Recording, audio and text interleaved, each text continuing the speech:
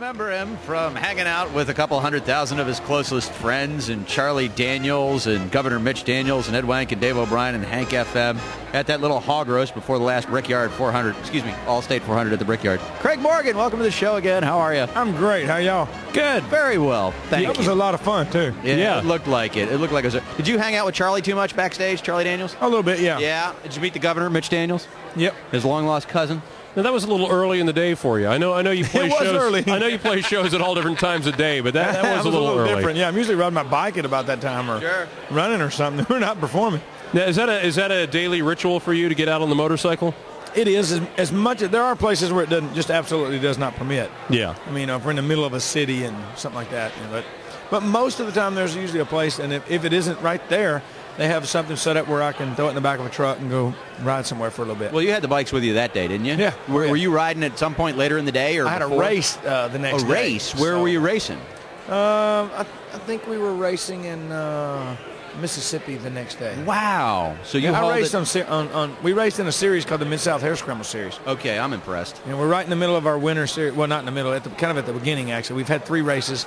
Our 4th race will be this Sunday. Your manager must have gray hair. Yeah. You out on the bike all the time. That's why I have females as managers, because they don't get it. They're like, okay, go have fun. Ride your bike. Go do your little motorcycle Ride thing. your little motorcycle. Now, you got some sort of crazy homemade hillbilly track at home, too, don't you? Yeah, hillbilly track. Yeah, motocross. Kevin Wyndham's become a good friend of mine. Okay. He's the Supercross Series #2 points holder in Supercross last year. Right. He and Chad Reed were the guys.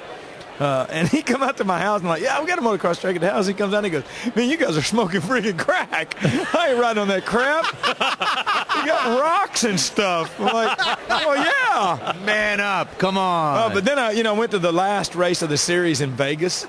And I was up on the top with his wife watching him race, and they're going across these whoops. You know, the whoops are the little things like this. You know, like a mogul. They just go right across the top of them. I thought, man, I'd love to do that. I could do that. And I went down there, and they're freaking like 4 feet deep, 18 feet apart. Kabam! And he's just skipping across the top of them like it wasn't nothing. Just amazing. It's a young man's sport, isn't it? It really is, yeah. You know, I race competitively, like I said. We race on Sundays. It's about Tuesday before I want to get out of the hot tub.